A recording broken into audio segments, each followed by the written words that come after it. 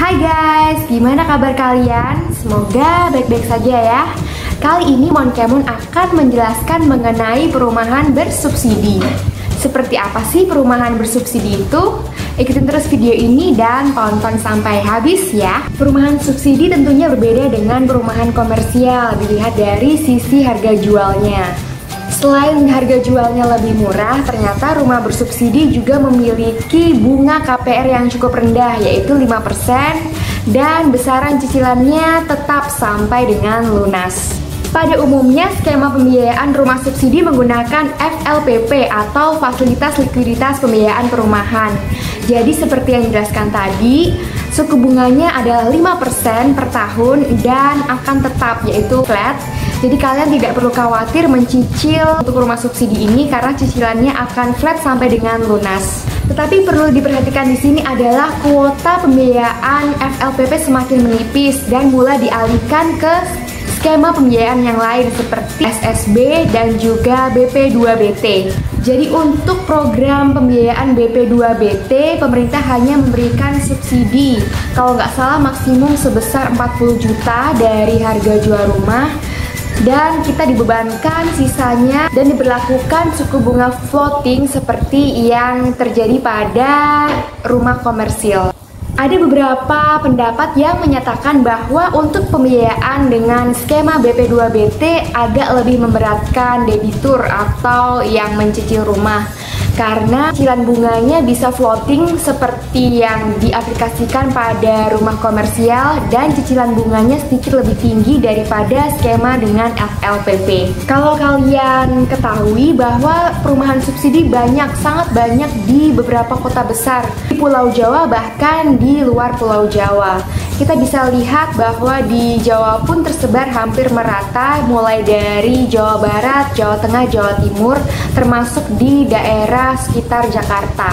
Terutama di daerah-daerah penyangga kawasan industri di Jabodetabek akan banyak perumahan bersubsidi muncul karena permintaan akan perumahan yang cukup tinggi, di mana banyak terdapat masyarakat yang penghasilannya masih rendah. Jadi kalian perlu ketahui bahwa perumahan bersubsidi ini ditujukan hanya untuk masyarakat berpenghasilan rendah, yaitu di bawah 4 juta untuk rumah tapak dan di bawah 7 juta untuk rumah susun sederhana. Untuk harga jualnya, perumahan bersubsidi dijual sekitar 140 jutaan dan cicilannya sekitar 900 sampai 1 jutaan per bulan. Perumahan bersubsidi itu jangan kalian bayangkan ada di dekat pusat kota ya, karena umumnya perumahan bersubsidi itu terdapat agak di luar kota, jadi agak jauh jika kalian ingin menuju ke pusat kota. Ya karena itu tadi, karena harganya murah dan cicilannya juga ringan. Jadi kalian harus pahami bahwa rumah yang akan kalian beli itu sebanding dengan harga yang kalian keluarkan. Karena bagaimana tidak ya, pasti harga tanah di pusat kota ataupun di pusat keramaian sudah cukup tinggi. Nah lalu apa saja sih persyaratan untuk membeli rumah subsidi itu?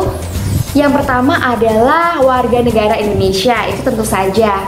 Yang kedua adalah usianya sudah 21 tahun dan batas waktu usianya sampai dengan jatuh tempo mencicil KPR adalah 65 tahun. Jadi misalkan kalian saat ini berusia 25 tahun dan kalian mengambil tenor atau cicilan KPR sebanyak 15 tahun.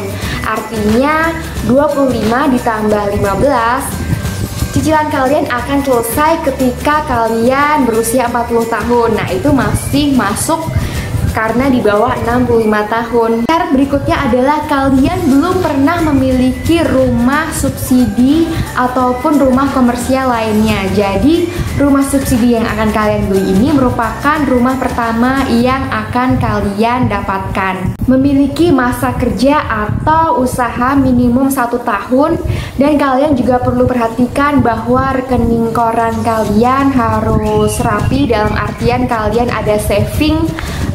Jadi kalian harus pastikan bahwa besarnya cicilan yang akan kalian ambil adalah sepertiga dari pemasukan kalian. Nah, itu akan penting sekali ketika kalian di-review untuk approval KPR-nya. Setelah itu kalian juga wajib memiliki NPWP dan laporan SPT tahunan. Kalian juga harus pastikan bahwa penghasilan kalian memiliki batas maksimum 4 juta jika kalian ingin memiliki rumah subsidi tapak dan maksimum 7 juta jika kalian ingin memiliki rumah susun sejahtera. Artinya rumah susun yang disubsidi oleh pemerintah. Jadi batas maksimumnya adalah 4 juta untuk rumah tapak dan 7 juta untuk rumah susun sejahtera. Nah, demikian tadi penjelasan mengenai perumahan subsidi dan apa saja persyaratannya. Semoga video kali ini bisa menjadi inspirasi untuk kalian dan menambah informasi bagi kalian yang ingin memiliki rumah. Karena jika dipikir daripada mengontrak, lebih baik bisa memilih rumah subsidi sebagai salah satu option kalian untuk memiliki rumah. Tapi ini perlu diperhatikan ya, bahwa tidak semua orang bisa disamaratakan, tergantung dengan kebutuhan dan kemampuan finansial kalian. Jangan sampai memaksakan karena ujung-ujungnya juga nggak baik. Oh ya, satu lagi, bahwa rumah subsidi itu juga memiliki resiko kerusakan yang lumayan lebih sering daripada kalian membeli rumah komersil. Sebagai contoh, karena harga jual yang rendah, dipastikan bahwa developernya juga menggunakan bahan material bangunan yang standar. Oleh karena itu, kalian juga harus double check jika kalian sudah akan serah terima perumahan subsidi. Kalian harus cek bagaimana dengan kualitas rumah yang akan kalian tempati, karena biasanya akan diberi masa garansi atau masa pertanggungjawaban oleh pihak developernya. Jadi dalam kurun tertentu masih dalam tanggung jawab pihak developer. Selain itu, kalian juga perlu perhatikan bahwa kalian harus memiliki budget khusus untuk sedikit merenov rumah subsidi. Seperti contohnya, kalian perlu kanopi, membuat tembok belakang, merenov sedikit dapur di belakang, termasuk juga septic tanknya. Di perumahan subsidi banyak permasalahan septic tank yang kurang memadai, artinya space-nya kurang cukup untuk menampung dalam jumlah yang banyak. Oke, sekian dulu video dari Monkemon kali ini. Terima kasih sudah menonton. Jangan lupa untuk share dan like video ini ya. Komen yang banyak. Dadah!